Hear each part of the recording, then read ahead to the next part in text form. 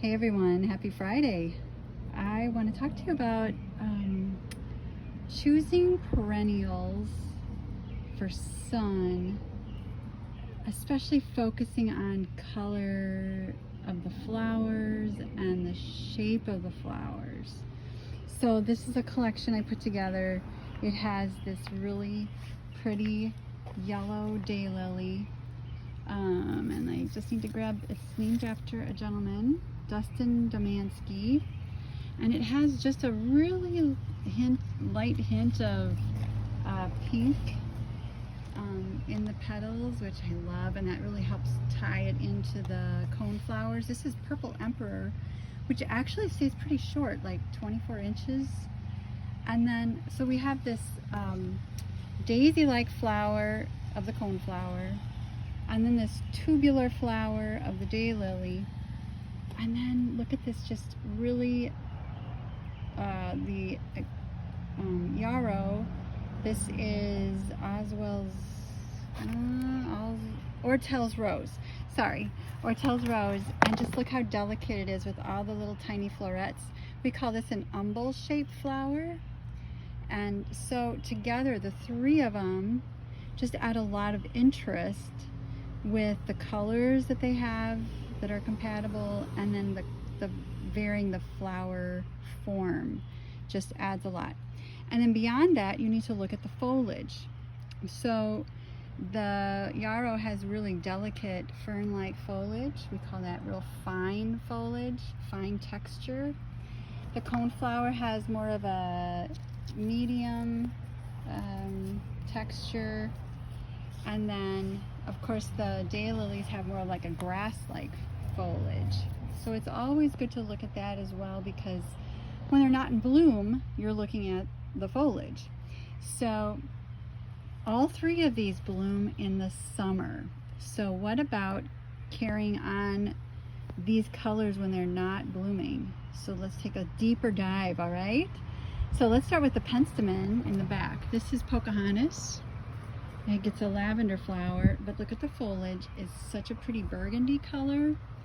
And so the foliage is adding a lot of interest just because of the color. It's not green, it's burgundy. And it ties in so well with the cone flowers when it is blooming. And then later on in the fall, we're going to extend the season with this cool plant. This is Sanguisorba plum drops. And look at, it's a different type of flower, and it's just a real wispy type a flower that's going to just like dance in the breeze here above the foliage. And again, it's a different type of foliage than all the others that you're already looking at in the garden. Okay, so that's a great one for fall.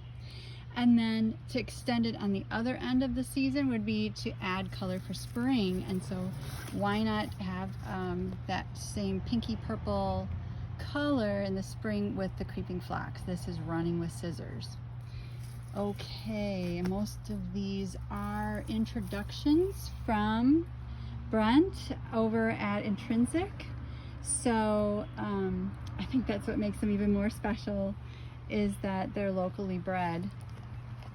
And what I would add to this would be a grass, so that in the fall you have even a prettier show, maybe a Shenandoah panicum, the switchgrass, because it has the burgundy in the leaves, and then just beautiful plumes.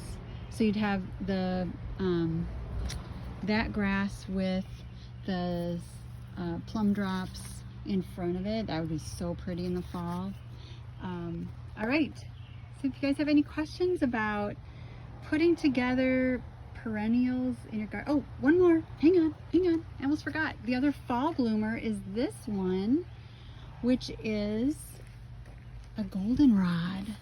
So we're going to carry the yellow into fall.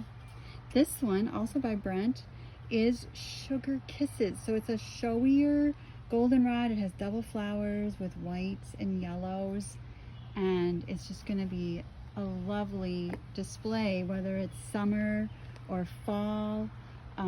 Spring, I'd add some bulbs that had this color, maybe some daffodils with the yellow, and then winter winter you'll have the cones, leave the cones standing up so you have some winter interest, and then leave the grasses up also for winter interest. So there you go, a 4-season garden. Let me know if you have any questions.